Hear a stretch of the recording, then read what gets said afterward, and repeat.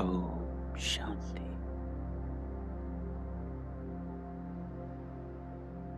ओम शांति। ओम शांति।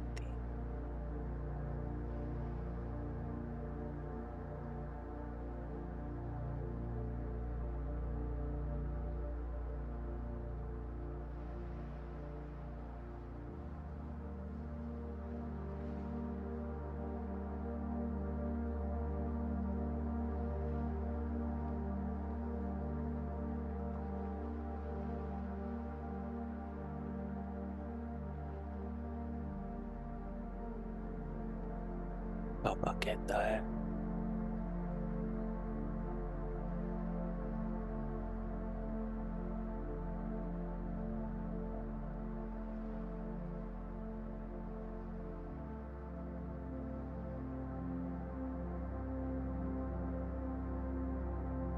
बेहद के वैरागी बनो।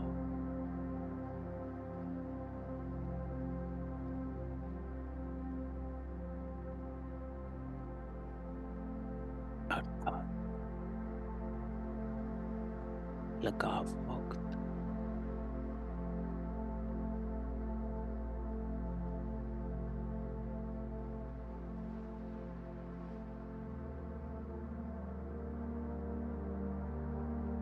इस देह से भी लगाव नहीं।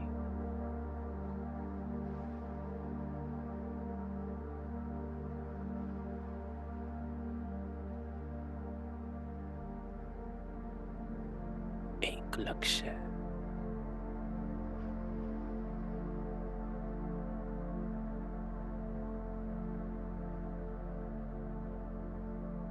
कि मुझे संपूर्ण पावन बनना है।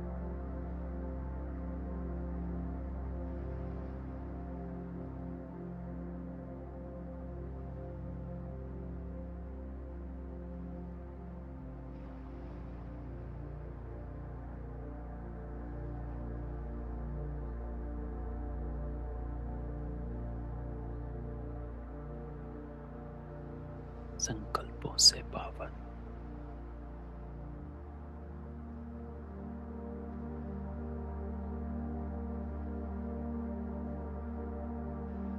बोल से पावन।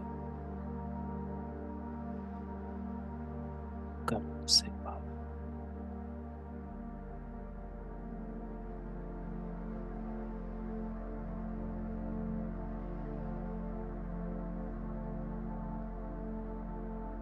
संपूर्णता के दर्पण में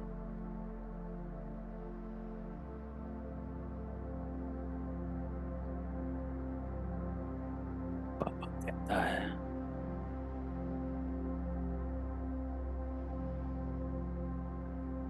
संपूर्णता के दर्पण में लगाव को चेक करो।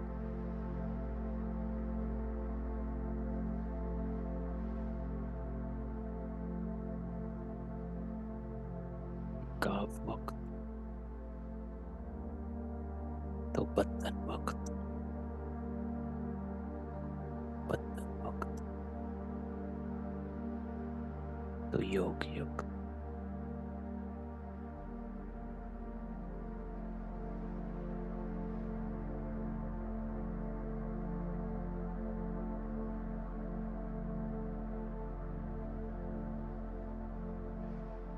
तो सारा ध्यान समेत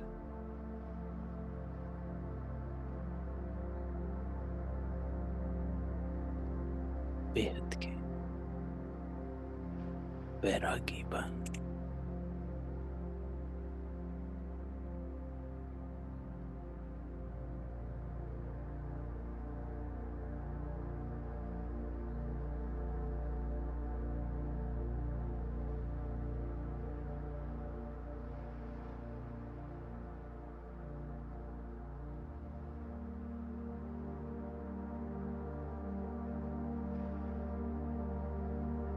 मैं आत्मा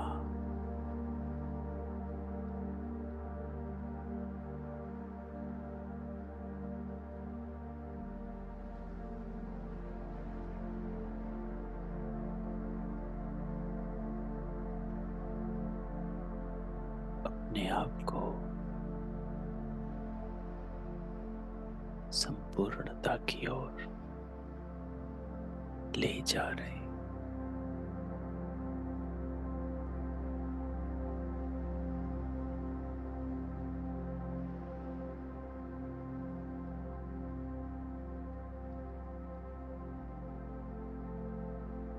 चले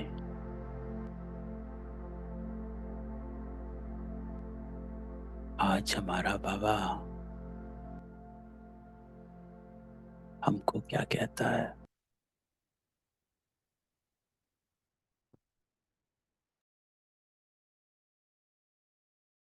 तो बाबा कहता है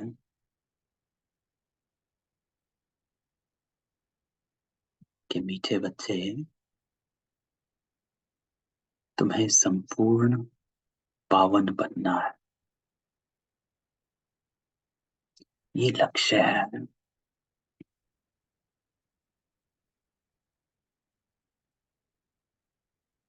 बाबा कहता है बस एक चेकिंग, बस एक चेकिंग करनी और कोई चेकिंग नहीं करनी। एक चेकिंग ये है कि मुझे संपूर्ण पावन बनना है।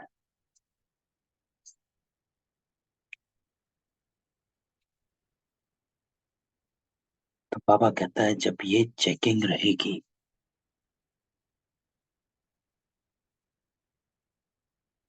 तो आपका हर कर्म संकल्प बोल सही हो जाएगा।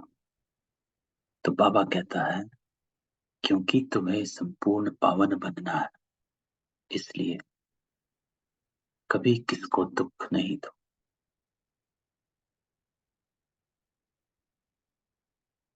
दूसरा, कर्मेंद्रियों से कोई विकर्म ना हो,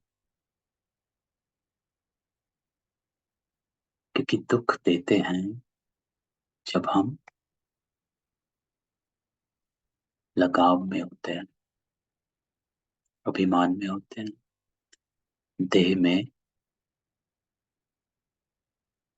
फंसे हुए होते हैं। क्योंकि पावन आत्मा को बनना है, ये शरीर पावन नहीं बनेगा, ना ये संबंध।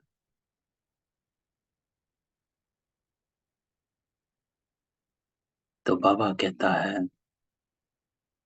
कि तुझे संपूर्ण पावन बनना है तो दुख नहीं दो, कर्मेंद्रियों से कोई विकर्म ना हो। तो कर्मेंद्रियों से विकर्म कैसे होता है कि आंख देखने लगी तो देखती ही रही, यह है कर्मेंद्रियों से विकर्म होना। कान कुछ सुन रहे हैं, सुनते चले गए, मुख से बोला गया, स्वाद में कनरस, जीवारस, मुखरस उसमें निकल गए। तो बाबा कहता कर्मेंद्रियों से कोई विकर्म नहीं। और तीसरा, सदा बाप के फरमान पर चलते रहो। तो ये तीन बातें आज बाबा बोलता है कि तुझे अगर संपूर्ण पावन बनना है तो इन तीन बातों पर अटेंशन दे दो।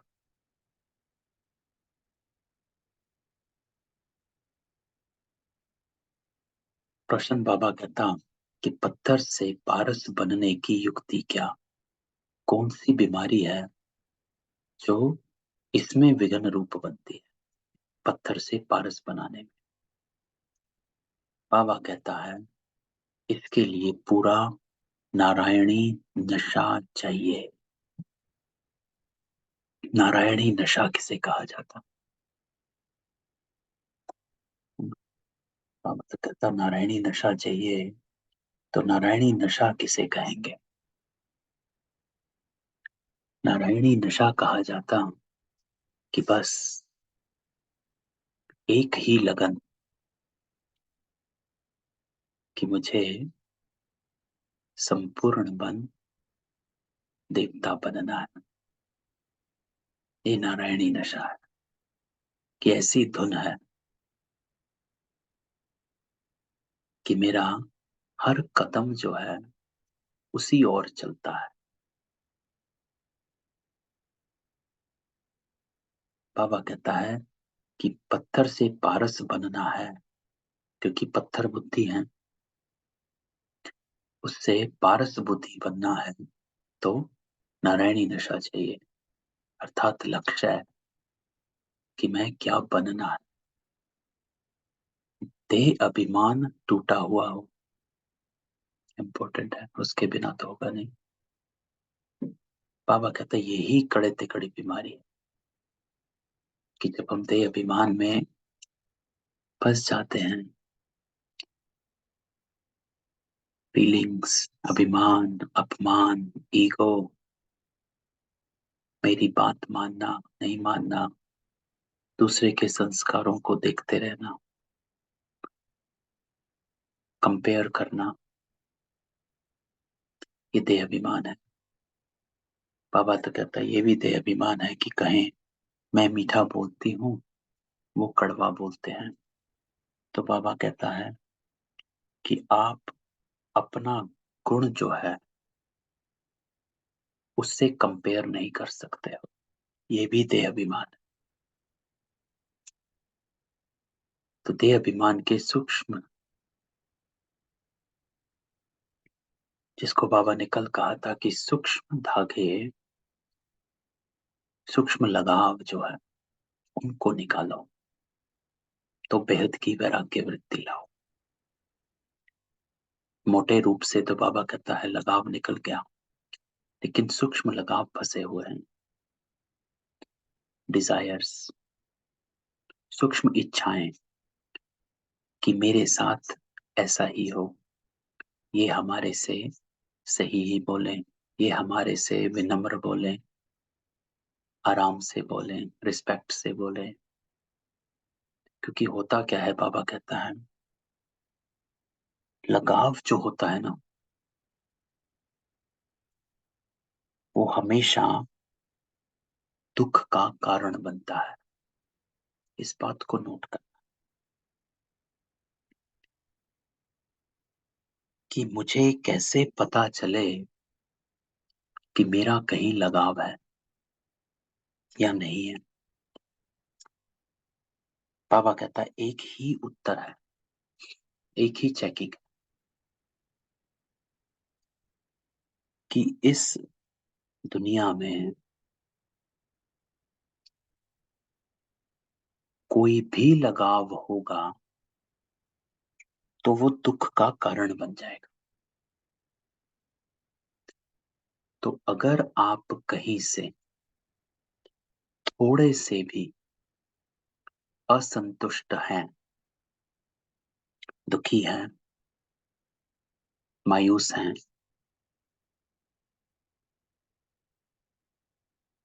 तो उसका कारण वो आत्मा नहीं, वो सिचुएशन नहीं है। उसका कारण है कि आप अभी लगाव मुक्त हुए नहीं हो। ये देह अभिमान ही कड़े ते कड़ी बीमारी है। तो ये चेकिंग करनी है, अपनी डिजायर्स को देखो, इच्छाओं को देखो। कुछ दिन पहले भी क्लास में बात हो रही थी, है ना, कि वो आत्मा ऐसे कर रही है और वो फिर से ऐसे करती है, वो फिर से ऐसे करती है। तो आपकी ये सूक्ष्म इच्छाएं हैं, लगाव है। लगाव उसके संस्कारों प्रति, उसके संस्कार के परिवर्तन प्रति, और वो आपको दुख दे रहा है। तो आपको लगाव मुक्त होना, क्योंकि ये देह अभिमान ही कड़े ते कड़ी बीमारी है। जब तक देही अभिमानी नहीं तब तक पारस नहीं बन सकते। बाबा कहता है पारस क्या होता है। पारस बुद्धि का अर्थ है कि वो जो हर कर्म संकल्प बोल को श्रेष्ठता शुद्धता, पवित्रता की ओर लेकर जाती। तो हमारी पारस नहीं बन पाएंगे जब तक बाबा के ततेही अभिमानी नहीं। पारस बनने वाले ही बाबा के मददगार बन सकते हैं। सर्विस भी तुम्हारी बुद्धि को सोने का बना देगी। इसके लिए पढ़ाई पर पूरा अटेंशन चाहिए।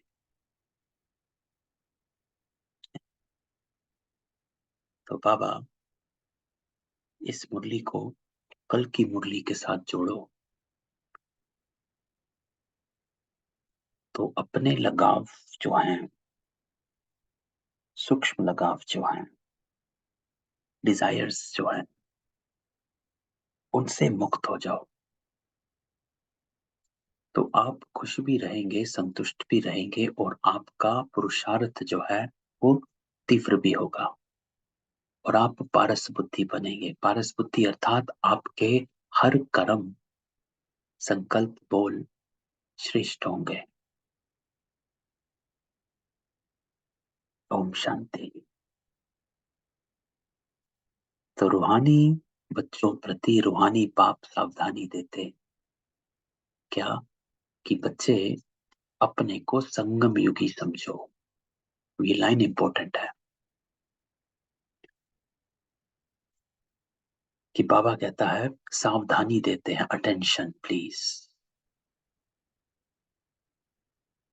अटेंशन ये कि बाबा कहता अपने को संगम युगी समझो, कल युगी मत समझो। संगम युगी समझना अर्थात इसके दो भाव हैं। एक संगम होता है कलयुग और सतयुग का। So you are in the middle of that. अर्थात आपको ये निश्चय है कि सतयुग आने वाला है। अगर आपको ये निश्चय नहीं है कि सतयुग आने वाला है, तो आप संगम युगी नहीं हो, तो आप कलयुगी हो। So that faith has to be there कि कलयुग खत्म होने वाला और सतयुग आने वाला, उसको ही संगम कहते हैं। ये संगम का समय है, द पीरियड ऑफ ट्रांसफॉर्मेशन। तो अपने को संगम युगी समझो। दूसरा भाव है कि संगम युग पर ही परमात्मा आकर आत्माओं को पतित से पावन बना लेकर जाता है। तो ये निश्चय कि मैं संगम युगी तभी हूं, सिर्फ वही आत्माएं संगम युगी हैं जो परमात्मा की नजर में है, साथ है। तो बाबा कहता है अपने को संगम युगी समझो, सतयुगी तो नहीं समझेंगे। तुम ब्राह्मण ही अपने को संगम युगी समझेंगे, सिर्फ ब्राह्मण ही संगम युगी है। और ब्राह्मण बनाया किसने? परम पिता परमात्मा शिव ने। तो आप शिव की संतान ब्राह्मण बच्चे, और तो सभी बाबा कहता अपने को कलयुगी समझेंगे। बहुत फर्क है सतयुग और कलयुग, स्वर्गवासी व नरकवासी। तुम तो बाबा कहता ना स्वर्गवासी हो ना नरकवासी, या you are neither that nor this. संगम पर हो। तुम हो पुरुषोत्तम संगमवासी। तुम हो पुरुषोत्तम संगमवासी। पुरुषोत्तम अर्थात पुरुषों में उत्तम। पुरुष इसमें कहा जाता है आत्माओं को, आत्माओं में उत्तम संगमवासी हो, क्योंकि आप श्रेष्ठता चढ़ती कला की ओर जा रहे हो। तो इस संगम युग को तुम ब्राह्मण ही जानते हो और कोई नहीं जानते। Nobody nose. तुम भल जानते भी हो परंतु भूल जाते हो। क्यों बाबा कहता भूल जाते हो? क्योंकि कई बार इस, जिसको बाबा कहता है टावर ऑफ दुख, इस दुख संसार में हमको लगता है भाई क्या हो रहा है। तो बाबा कहते हैं जब आप क्या क्यों में चले जाते हो तो भूल जाते हो कि ये अति का समय है। और अति में बाबा ने हमेशा कहा कि कुछ ना कुछ होता रहता है। ये कयामत का समय है जब हिसाब किताब जुत्तू हो रहे हैं। तो बाबा कहता है तुम भूल जाते हो, फंस जाते हो। अब मनुष्यों को कैसे समझाएं? वे तो रावण की जंजीरों में फंसे हुए हैं, अर्थात विकारों में फंसे हुए हैं, है ना। रावण की जंजीरें क्या है? विकार। वो तो फंसे हुए हैं, काम क्रोध लोभ मोह अहंकार, किसी न किसी विकार में जबरदस्त फंसे हुए। राम राज्य तो है नहीं, रावण को जलाते रहते हैं। इससे सिद्ध है कि रावण राज्य है। राम राज्य क्या और रावण राज्य क्या, ये भी बाबा कहता तुम समझते हो, लेकिन नंबर वार। There is a difference in percentage कि कौन समझते राम राज्य क्या, राम राज्य क्या। बाबा कहता बाप आते हैं संगम युग पर, तो यह भेंट भी अभी की जाती है, सतयुग और कलयुग की, है ना। तो संगम का भाव जो बाबा अभी ऊपर बताया, वो बाबा का ये है कि दो चीजें हैं। एक ये सतयुग और कलयुग का संगम, एक बाप आता है। बाप आते हैं संगम युग पर, तो ये निश्चय है कि परम पिता परमात्मा स्वयं आया है। भगवान हमको कह रहा, तो ये निश्चय है कि कौन है वो, हम बहुत लाइटली ले लेते हैं कि ये बाबा की मुरली है, पढ़ लेते हैं। बाबा की मुरली नहीं है, ये भगवान के शब्द जो हमको समझा रहा है इस डेप्थ से कि तुझे अपनी आत्मा को अगर पावन बनाना है तो यही एक रास्ता है कि जो मैं कह रहा हूं उस पर चलता चल। क्योंकि मनुष्य मत को पता नहीं है, ना रास्ता पता है, ना तरीका आता है। वो घिरे हुए हैं विकारों में। तो बाबा कहता है कलयुग में रहने वालों को नरकवासी और सतयुग में रहने वालों को स्वर्गवासी कहा जाता है। स्वर्गवासी को पावन, नरकवासी को पतित कहा जाता है। तुम्हारी तो बाबा कहता बात ही निराली। तो तुम क्यों बात निराली? क्योंकि तुम इस पुरुषोत्तम संगम युग को जानते हो, दैट यू नोस कि इस वक्त शिव परमात्मा हमको सत्य कर्म करना सिखलाता है। कहता है कि ये कर, और स्टेप बाय स्टेप बताता है, एक एक कर्म की श्रीमत देता है कैसे करना चाहिए। सुबह उठना क्या है, उठकर क्या करना है, उसके बाद क्या करना है, सारे दिन दिनचर्या में क्या करना है, रात को सोने से पहले क्या करना है, व्यवहार में कैसे आना है, परिवार में कैसे रहना है। तो बाबा कहता है एक एक बात की मैं मत देता हूं। तुम समझते हो हम ब्राह्मण हैं, वर्णों वाला चित्र भी बहुत अच्छा है ना। पांचों वर्ण बाबा कहता है, और तुम उस वर्ण में ब्राह्मण हो, क्योंकि ब्राह्मण ही देवता बनता है। और कोई वर्ण, जब तक आप इन पांचों वर्णों में नहीं हो तो आप इसमें नहीं हो। और कोई धर्म में इनमें से एक भी वर्ण नहीं होता, आप इन पांच वर्णों में हो। इस पर भी तुम समझा सकते हो, कॉन्ट्रास्ट बताना चाहिए। जो मनुष्य अपने को नरकवासी पतित कंगाल समझे, लिखना चाहिए कि अब यह पुरानी कलयुगी दुनिया, सत्युग स्वर्ग नई दुनिया है। तो बाबा कहते संगम का महत्व पता चाहिए। तुम नरकवासी हो या स्वर्गवासी हो, तुम देवता हो या असुर हो, बाबा कहता ऐसे तो कोई नहीं कहेंगे कि हम स्वर्गवासी हैं। कई ऐसे समझते हम तो स्वर्ग में बैठे हैं ना, जिनके पास सब कुछ है, कहते हम तो स्वर्ग में बैठे हैं। बाबा कहता अरे ये तो नर्क है ना।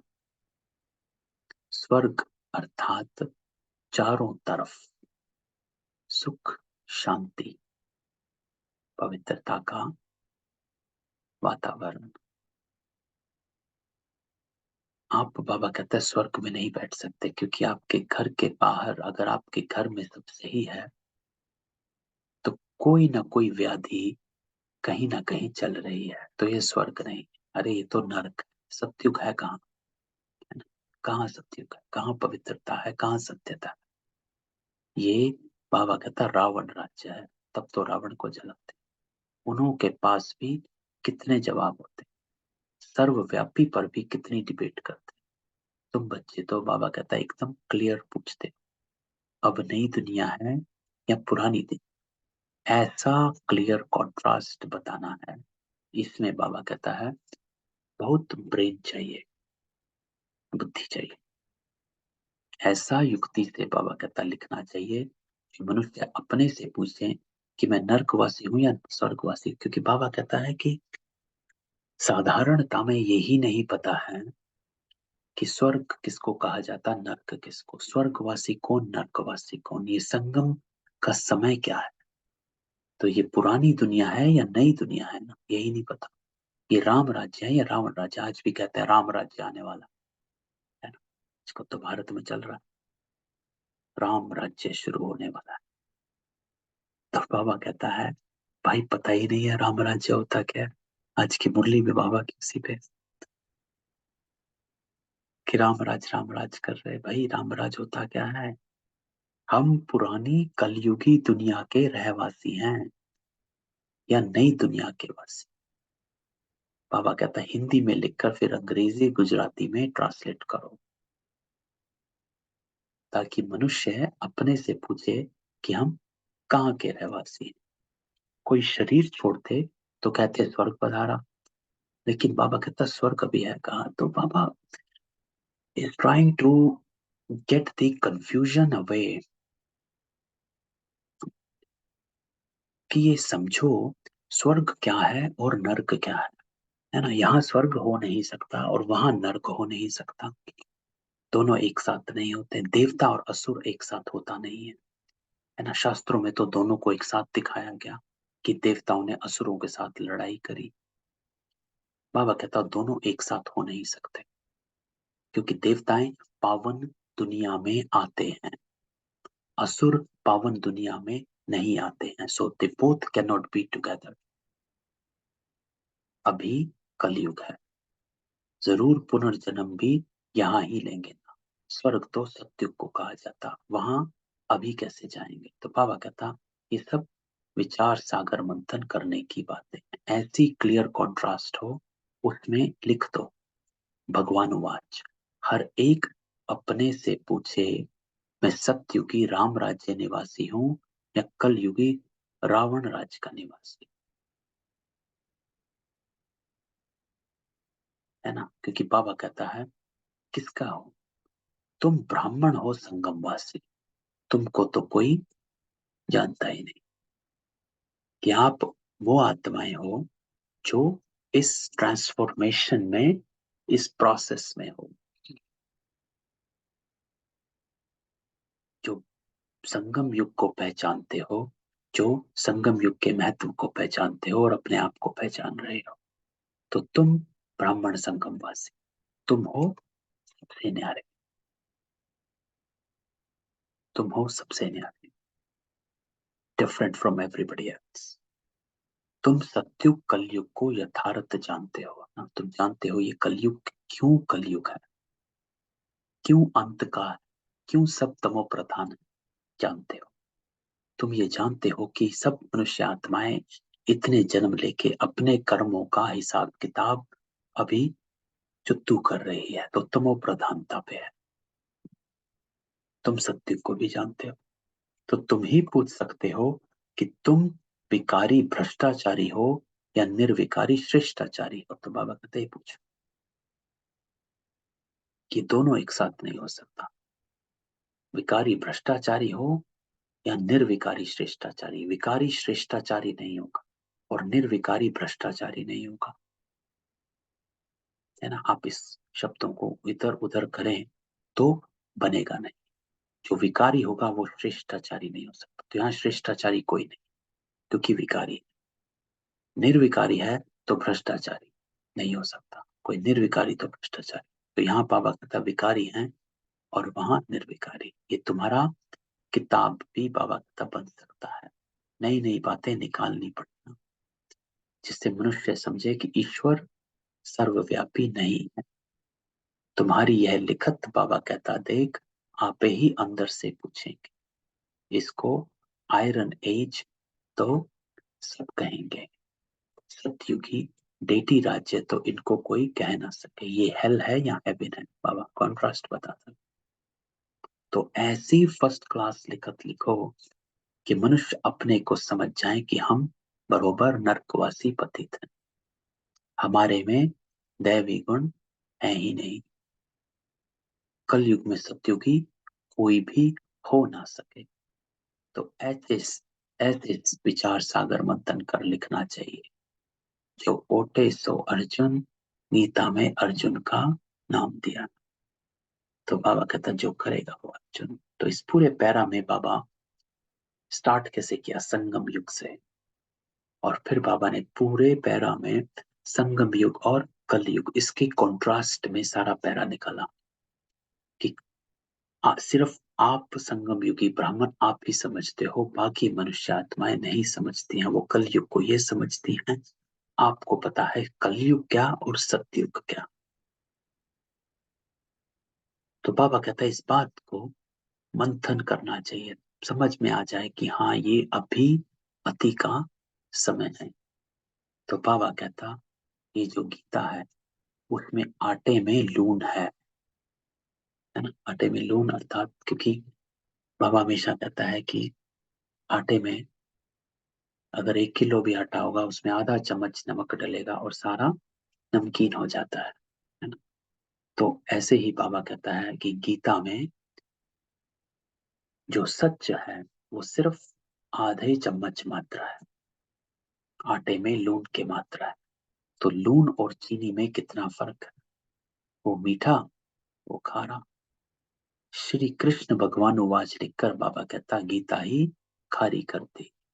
मनुष्य कितना दलदल में फंस पड़ते हैं, विचारों को ज्ञान के राज का भी पता नहीं। ज्ञान भगवान तुमको ही सुनाते और किसको पता ही नहीं, है ना। क्यों हमको सुनाते, क्योंकि हम ही संगम युगी ब्राह्मण,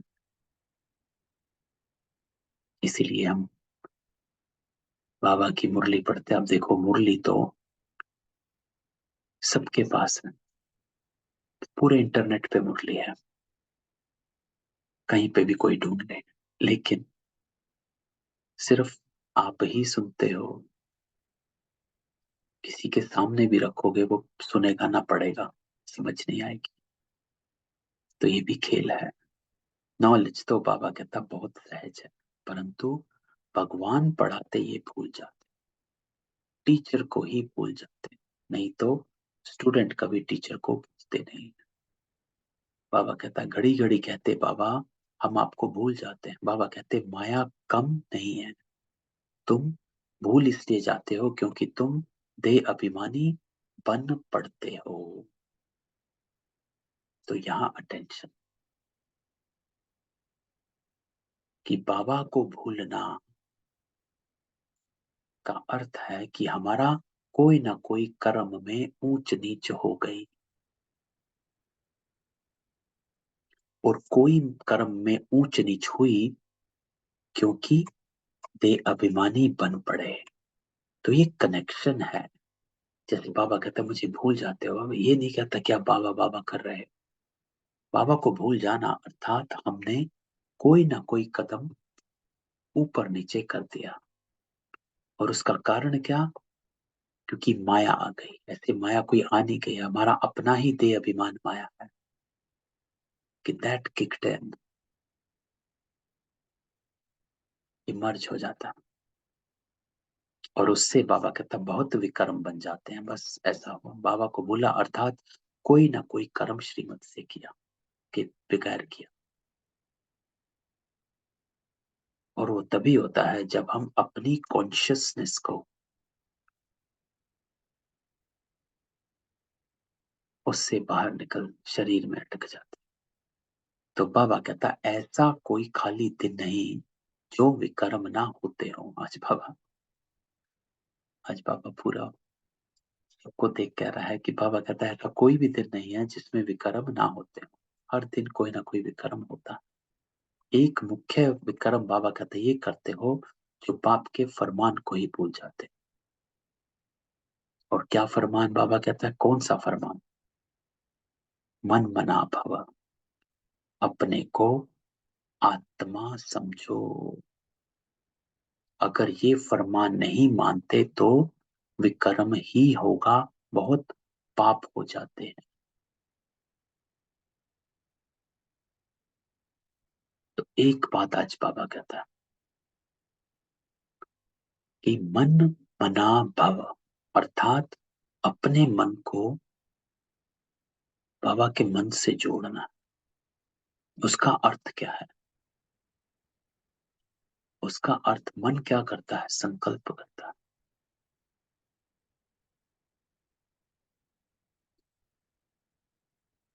तो आपका संकल्प मन जो है अगर बाबा के मन से जुड़ा होगा तो आपके संकल्प जो है वो बाबा से कनेक्टेड होंगे। अगर मन कहीं और जुड़ा होगा, किसी और आत्मा से जुड़ा होगा या कोई चीज पे होगा, जिसे लगाव कहा गया, किसी डिजायर पे होगा, तो मन मनाभव नहीं। आपका मन उसी चीज के संकल्प कर, उसी इच्छा के संकल्प कर, अरे वो ऐसे बोल देता, वो ऐसे करते, वो मेरे लिए ही करते, या वो ऐसा हो जाए। तो ये क्या हुआ? ये मन मनाभव नहीं हुआ।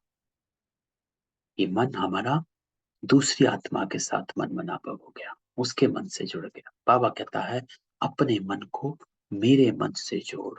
फिर अगली लाइन कहता है अपने को आत्मा समझ, क्योंकि वो तभी होगा जब हम अपने को आत्मा समझेंगे। क्योंकि शरीर जो है देह का विस्तार बहुत है। तो आज बाबा कहता है कि ये ही मुख्य विकर्म है कि बाप के फरमान को ही भूल जाते हो। तो अपने मन को कहीं और भटकने ना दो। और वो तभी होगा जब आप लगाव मुक्त होंगे। नहीं तो कोई ना कोई लगाव आपको अपनी तरफ खींच देगा। इसलिए बाबा ने कल कहा लगाव मुक्त बन, बेहद की वैराग्य वृत्ति रखो। जब तक लगाव मुक्त नहीं बनेंगे तब तक बेहद की वैराग्य वृत्ति नहीं आ सकती। You cannot be, you cannot have a disinterest. क्योंकि इंटरेस्ट तभी होता है जब आपको कोई ना कोई प्राप्ति की इच्छा होती है। तो इसलिए बाबा कहता है लगाव मुक्त बन, तो तभी मन मनाभव होगा। तो उसका कोर फाउंडेशन बाबा कहता अपने को आत्मा समझ। ये फरमान मानते नहीं तो विकर्म होगा, बहुत पाप हो जाते हैं। बाप का फरमान बाबा कहता सहज भी है और बहुत कड़ा भी है। कितना भी माथा मारे फिर भी भूल जाएंगे, क्योंकि आधा कल्प का देह अभिमान है ना। इसलिए बाबा कहता है सहज भी है और कड़ा भी है। क्योंकि there are so many distractions in the world कि आपको अपने को चेक रिमाइंड कराना पड़ता है। 5 मिनट भी बाबा कहता है यथार्थ रीति याद में बैठ नहीं सकते हो कि कोई ना कोई संकल्प इधर उधर का दौड़ आ जाता है। तो आज बाबा क्लास ले रहा है कि 5 मिनट भी यथार्थ रीति याद में नहीं बैठ सकते। क्यों? मन भटका हुआ है, इधर उधर जुड़ा हुआ है, कहीं ना कहीं लगाव है, अपने को आत्मा समझ नहीं रहे हो। तो अगर सारा दिन बाबा कहता है याद में रहेंगे तो कर्मातीत अवस्था हो जाएगी। तो बाबा कहता है इसमें ही मेहनत है। तो तुम वो जिस्मानी पढ़ाई तो अच्छी रीति पढ़ते हो, हिस्ट्री ज्योग्राफी पढ़ने की कितनी प्रैक्टिस है, परंतु बाबा कहता याद की यात्रा का बिल्कुल ही अभ्यास नहीं। आज बाबा क्लास लेता है कि how much you remember, how much you are connected with me, how much you remember me, कि कितना मन मनाभव रहते हो, कितना अपने को आत्मा समझते हो। इसी को याद की यात्रा कहा गया। यात्रा है मेरी पतीत से पावन बनने की। तो कितना याद की यात्रा का अभ्यास है, अपने को आत्मा समझ बाप को याद करना, यह है नई बात।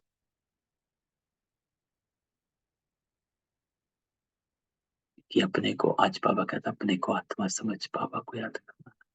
अपने को आत्मा समझना अर्थात हर तरफ से बुद्धि को हटाते रहना, कहीं भटकने मत दो। Don't let your intellect wander और कनेक्ट विद समथिंग एल्स। तुरंत बाबा से कनेक्ट कर लो, क्योंकि बाबा कहता है अगर मेरे फरमान पर चलेगा, मेरी श्रीमत पर चलेगा, everything will be all right.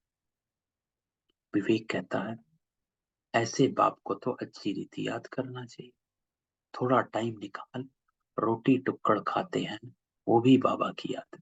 जितना याद में रहेंगे उतना पावन बनेंगे। क्यों? क्योंकि विकर्म नहीं होगा, आपके संस्कार विकारी नहीं होंगे, पुराने नहीं आएंगे, क्योंकि you are staying in attention कि मुझे पावन बनना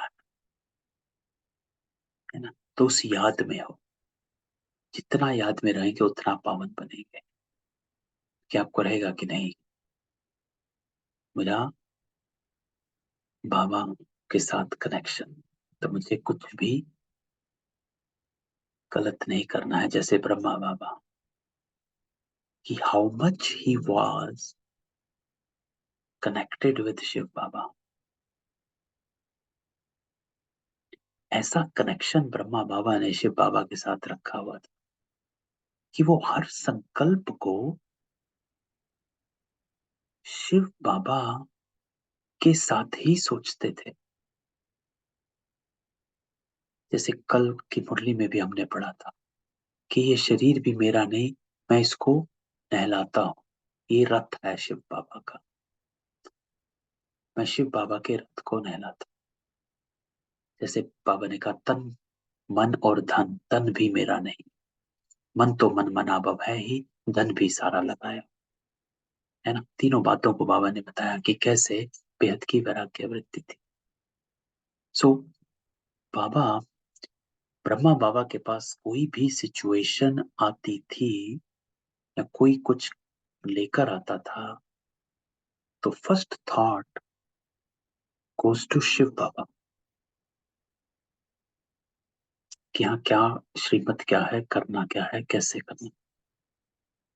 तो बाबा कहता है जितना याद में रहेंगे उतना पावन बनेंगे। जब your first thought goes to Shiv Baba, तो संकल्प यही आएगा कि जो भी करना है वो श्रेष्ठ होना चाहिए, ऊंचा नीचा नहीं करना है, जल्दी में नहीं करना है, कर्म के फल को देखकर नहीं करना। बाबा कभी भी कर्म के फल को देखकर कर्म नहीं करता था, है ना। ये इंपॉर्टेंट है। कितनी भी एग्जाम्पल कोई भी उठा लो, लेकिन उसके पीछे बाबा कुछ ऊपर नीचे नहीं होता था। सबसे इंपॉर्टेंट बात यह है कि किसी भी परिस्थिति में बाबा की स्थिति हिलती नहीं थी, बाकी सबकी हिल जाती थी, दादियों की भी। लेकिन बाबा इज वॉज दैट स्टेबल कि किसी भी परिस्थिति में उनकी स्थिति नहीं हिलती थी। चाहे वो लगा लो कि बाबा का खाना नहीं है, बेल बजने वाला है ना, भोली दादी आती है, बाबा देयर इज नथिंग, आधा घंटा रह गया है, और बाबा क्या कहता है, अरे हो जाएगा, क्योंकि वो फल से, कर्म के फल से अपने को बांधा नहीं बाबा ने। क्या नहीं होगा, बच्चे भूखे होंगे, क्या कहेंगे, कोई भाग जाएगा, ये सब चले जाएंगे, यही कहेंगे इतने बड़े में खाना नहीं है, यह है कर्म का फल में फंस जाना। डिटैच होकर बाबा ने जो किया उससे सब सही हो गया। तो बाबा कहता है कि याद में रहेंगे उतना पावन बनेंगे। ऐसे बहुत बच्चे हैं जिनके पास इतने पैसे हैं जो ब्याज मिलता रहे, बाप को याद करते रोटी टुक्कड़ खाते रहे बस, परंतु माया जो है बाबा कहता है याद करने नहीं देती। तो कल्प पहले जितना पुरुषार्थ किया उतना ही करेंगे, टाइम लगता है। कोई बाबा कहता है जल्दी दौड़ी लगाकर पहुंच जाए, ये हो ना सके। इसमें तो दो बाप है। किसमें? इसमें तो दो बाप है, ब्रह्मा बाबा। बेहद के बाप को अपना शरीर है नहीं, तो वो इसमें प्रवेश होकर के बात करता। तो बाबा की श्रीमत पर चलना चाहिए। तो क्या श्रीमत है? बाबा बच्चों को यही श्रीमत देते कि देह सहित सब धर्म छोड़ अपने को आत्मा समझ, है ना। पहला पाठ, मैं कौन, है ना। बाबा मिलन की मुरली, मैं कौन। तो हमको इसी पाठ को पक्का करना है। आज बाबा इसी को पक्का कराता है, तुम पवित्र आए थे, रिमेम्बर दैट। बाबा कहता है रिमेम्बर योरसेल्फ, अपने को याद करो, तुम पवित्र आए थे, फिर तुमने 84 जन्म लिए, तो तेरी आत्मा पवित्र पतित बन गई है। अब बाबा कहता है टाइम आ गया, संगम युग है, पावन बनने के लिए श्रीमत पर चलो। That's the only way. तब बाबा गारंटी करता है कि तुम्हारे पाप भी कट जाएंगे और तेरी आत्मा कंचन भी बन जाएगी, और फिर वहां देह भी कंचन मिलेगी। तो ये बाबा आज श्रीमत देते हैं, आज की श्रीमत ये 4 लाइनों में, कि देह सहित सब धर्म छोड़ अपने को आत्मा समझ। क्यों? क्योंकि तुम पवित्र आए थे। कैसे? क्योंकि 84 जन्म लेते लेते तेरी आत्मा पतित बन गई। अब क्या करना है? अब पावन बनने के लिए श्रीमत पर चल। फिर क्या होगा? फिर बाबा गारंटी करता है कि तेरे पाप कटेंगे, तेरी आत्मा कंचन बनेगी, तुझे शरीर सही। अब इस पर निश्चय, ये श्रीमत है Baba. So we have to remind our self कि ये जो बाबा ने कहा है, अपने को इस पर निश्चय, जिसको बाबा ने कहा नारायणी नशा, ये नशा होना चाहिए, ये निश्चय होना चाहिए। सबसे पहले ये क्लैरिटी होनी चाहिए कि मुझे पावन बनना भी है या नहीं बनना। ये क्वेश्चन अपने आप से पूछो। बाबा तो कह ही रहा है, लेकिन do I want to become pure और नॉट? क्योंकि प्योर बनने के लिए बाबा कहता है रास्ते इसमें मेहनत है, लेकिन फैसला तेरा है कि तुझे पवित्र बनना है कि नहीं बनना। तो बाबा अगली लाइन इस बात पर कहता है कि जो इस कुल का होगा वो तुम्हारी बातें सुनकर सोच में पड़ जाएगा, कहेगा तुम्हारी बात तो ठीक है। तो इसलिए हम यहाँ बैठे। कुछ आत्माएं भाग गई हैं, कुछ यहाँ बैठे हैं। क्यों बैठे हैं? क्योंकि हम इस कुल के हैं, विष्णुवंशी हैं। आप चाहकर भी नहीं छोड़ सकते, छोड़ेंगे भी तो वापस आएंगे। 1 महीना भी छोड़ेंगे तो फिर वापस आएंगे। क्यों? क्योंकि ये खींच जो है आपकी आत्मा ने अपनी प्योरिटी को वापस लेना है। तुम इस कुल के हो। सो चाहकर भी आप छोड़ नहीं पाओगे, क्योंकि ड्रामा में नोंद है पावन बनना है तो बाबा कहता है किसको दुख नहीं देना, मनसा वाचा कर्मणा पवित्र बनानी है। क्योंकि किसी को दुख दोते हो तो या तो तुम्हारी मनसा अपवित्र है, वाचा अपवित्र है, कर्मणा अपवित्र, या तीनों ही अपवित्र है। क्योंकि तीनों को पवित्र बनाना है तो आप किसी को दुख नहीं दे सकते। मनसा में बाबा कहता तूफान आएंगे। तुम बेहद की बादशाही लेते हो ना, तुम भल सच बताओ व ना बताओ, परंतु बाबा खुद कहता कि माया के बहुत विकल्प आएंगे। बाबा तो कहता है कि it will come from many angles, हर तरफ से। लेकिन अटेंशन आपकी यही हो कि कर्मेंद्रियों से कभी विकर्म नहीं करना, ये अपने पर कंट्रोल होना चाहिए। Controlling power, ruling power.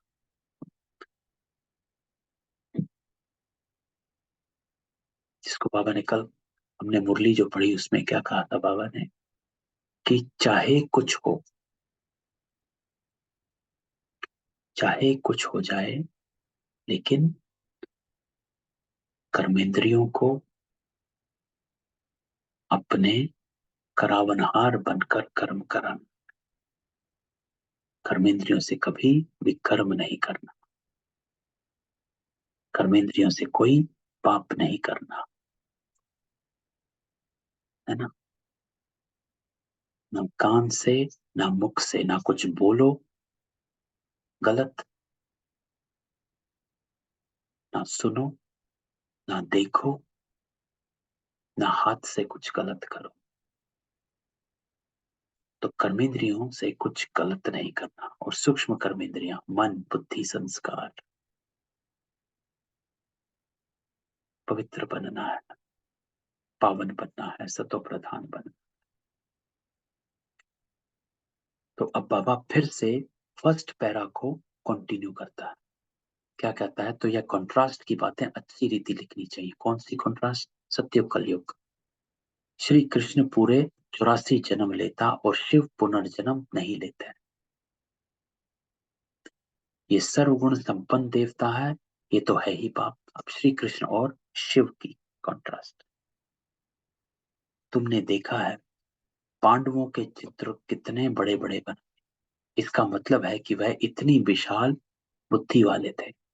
बुद्धि बड़ी थी, उन्होंने फिर शरीर को बड़ा बना दिया। तुम्हारी जैसी विशाल बुद्धि बाबा कहता कोई की हो ना सके। तुम्हारी है ईश्वरीय बुद्धि। भक्ति में कितने बड़े बड़े चित्र बनाकर पैसे बर्बाद करते हैं। बाबा कहता कितने वेद शास्त्र उपनिषद बनाए, कितना खर्चा किया। बाबा कहते तुम कितने पैसे कमाते आए, बेहद का बाप उलाना देते। तुम फील करते हो बाबा ने पैसे बहुत दिए, राजयोग सिखलाया, फिर राजाओं का राजा। तो बाबा कहता आप ये जिस्मानी पढ़ाई पढ़कर बैरिस्टर बनते हो, फिर उससे कमाई होती है। इसको कहा जाता है, इसलिए कहते हैं knowledge is source of income. ये ईश्वरीय पढ़ाई भी सोर्स ऑफ इनकम है, जिससे बेहद की बादशाही मिलती है। तो ये इंपॉर्टेंट है। क्या इंपॉर्टेंट है इसमें, कि knowledge is a source of income. Knowledge itself is not an income. ज्ञान से कमाई नहीं है। अर्थात सिर्फ ज्ञान पढ़ने से, मुरली पढ़ने से कमाई नहीं होती। लेकिन ज्ञान सोर्स ऑफ इनकम है। अर्थात आप इसको यूज करते हो तो ही इनकम होगी। जैसे स्थूल में भी बाबा कहता है कि वो बैरिस्टरी पढ़ाई करी तो वो उसको यूज किया तो वो इनकम में कन्वर्ट हो जाती है। इसीलिए बाबा कहता है ज्ञान को भी सोर्स ऑफ इनकम है। अर्थात इसको यूज करोगे तभी कमाई होगी, सिर्फ पढ़ोगे तो कमाई नहीं। इसलिए it's a source of income. Bhagavat Ramayana आदि में कोई नॉलेज नहीं है ना। क्योंकि क्यों नहीं नॉलेज? क्योंकि उसको यूज नहीं करते। है ना। रामायण को पढ़ लिया, राम ने ये किया, सीता ने ये किया, हनुमान ने ये किया, ऐसा हुआ वैसा हुआ, कहानी पढ़ ली, यूज नहीं किया। तो उसमें कोई नॉलेज नहीं है, क्योंकि that is not a source of income, that's there is no income in Bhagwat and Ramayan. Aim object ही कुछ नहीं है। तो बाबा तो नॉलेजफुल है, वो बैठ तुम बच्चों को समझाता। ये है बिल्कुल नई पढ़ाई। वो भी कौन पढ़ाते हैं? भगवान। नई दुनिया का मालिक बनाने के लिए पढ़ाता। इन लक्ष्मी नारायण ने, बाबा कहता है, ये ऊंच पढ़ाई से ऊंच पद पाया। कहाँ राजाई है, कहाँ प्रजा है। कोई की तकदीर खुल जाए तो बेड़ा पार। स्टूडेंट, बाबा कहता, समझ सकते हैं हम पढ़ते हैं और फिर पढ़ा सकते हैं या नहीं। पढ़ाई पर पूरा अटेंशन रखना चाहिए, इंपॉर्टेंट है। अटेंशन क्या? कि आज बाबा ने क्या जैसे आज बाबा ने श्रीमत दी है, फरमान दिया है। अटेंशन मतलब मैंने उन जो बाबा की बातें हैं उनको पकड़ लिया है। Now I have to use, Murli को यूज करना है। पत्थर बुद्धि होने के कारण कुछ भी समझते नहीं है, लेकिन बाबा कहता है तुमको बनना सोने की बुद्धि है, और वो उनकी बनेगी जो सर्विस में रहेंगे। बैच पर भी किसको समझा सकते हो कि बेहद के बाबा से बेहद का वर्षा लो। भारत स्वर्ग था, कल की बात है। कहाँ 5,000 वर्ष की बात, कहाँ लाखों वर्ष की बात, कितना फर्क है। तो बाबा कहता, तुम समझाते हो तो भी समझते नहीं, जैसे बिल्कुल ही पत्थर बुद्धि है। ये बैच ही तुम्हारे लिए जैसे एक गीता है, इसमें सारी पढ़ाई है, क्योंकि बनना है। तो मनुष्य को तो भक्ति मार्ग की गीता ही याद रहती। अभी तुम जो बाप द्वारा गीता सुनते हो, उससे तुम 21 जन्म के लिए सदगति पाते हो। शुरू शुरू में बाबा कहता, तुमने ही गीता पढ़ी है, पूजा भी तुमने ही शुरू की। अब पुरुषार्थ कर गरीबों को भक्ति मार्ग की जंजीरों से छुड़ाना है। कोई ना कोई को, बाबा कहते हैं, किसी को समझाते रहो, उसमें से एक तो निकल आएंगे। अगर 5-6 इकट्ठे आते हैं तो कोशिश कर अलग अलग फॉर्म भराए, अलग अलग समझाना चाहिए। नहीं तो उन्हों में एक भी ऐसा होगा तो औरों को खराब कर देगा। लेकिन फॉर्म जरूर भराओ, एक दो को देखें भी नहीं तो वह समझ सकेंगे। ये सब युक्तियां चाहिए। तो बाबा सर्विस कैसे करनी है उसकी युक्ति बताया कि ऐसे ऐसे करो, इस तरह करो। आते हैं अलग अलग बिठाओ, क्योंकि वो एक दूसरे को देखकर हो सकता है एक दूसरे को माइंड चेंज करें। बाबा भी व्यापारी है, जो होशियार होंगे वो अच्छा व्यापार करेंगे। बाबा कितना फायदे में ले जाते। झुंड इकट्ठा आए तो बोलो फॉर्म अलग अलग भरना। अगर सब रिलीजियस माइंड्स हो तो इकट्ठा बिठाकर पूछना चाहिए, गीता पढ़ी है, देवताओं को मानते हो? तो बाबा ने कहा है भक्तों को ही सुनाना है। हमारे भक्त और देवताओं के भक्त वो जल्दी समझेंगे। तो पत्थर को पारस बनाना कोई मासी का कर्म। क्यों? क्योंकि दे अभिमान कड़े ते कड़ी बहुत गंदी बीमारी। जब तक दे अभिमान नहीं टूटा है तब तक सुधरना बड़ा मुश्किल है। इसलिए बाबा कहता कि इसमें पूरा नारायणी नशा चाहिए। इसमें तभी दे अभिमान टूटेगा, कि जब ये नशा होगा कि मुझे क्या बनना है, तब टूटेगा। तुम अशरीरी आए, अशरीरी बनकर जाना। यहाँ बाबा कहता क्या रखा? फिर बाबा कहता है मुझे याद करो, इसमें मेहनत है, बड़ी मंजिल है। चलन से बाबा कहता मालूम पड़ता कि अच्छे मददगार बनेंगे कल्प पहले में। आज तो मीठे मीठे सिकिलते बच्चों प्रति माता पिता बाप दादा का याद प्यार, गुड मॉर्निंग। रूहानी बाप की रूहानी बच्चों को नमस्ते। हम रूहानी बच्चों की रूहानी बाप दादा को याद प्यार, नमस्ते, गुड मॉर्निंग। तो आज की धारणा वेरी क्लियर। क्या?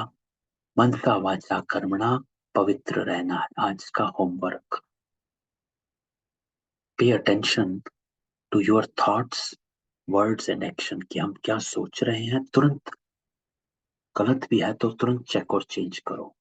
दूसरा, बाबा कहता कर्मेंद्रियों से वो कोई विकर्म ना हो, इसकी संभाल करनी है। पे अटेंशन टू दैट, कि मैं ना अपनी पांचों कर्मेंद्रियां जो हैं, इनसे कुछ भी गलत नहीं करूं।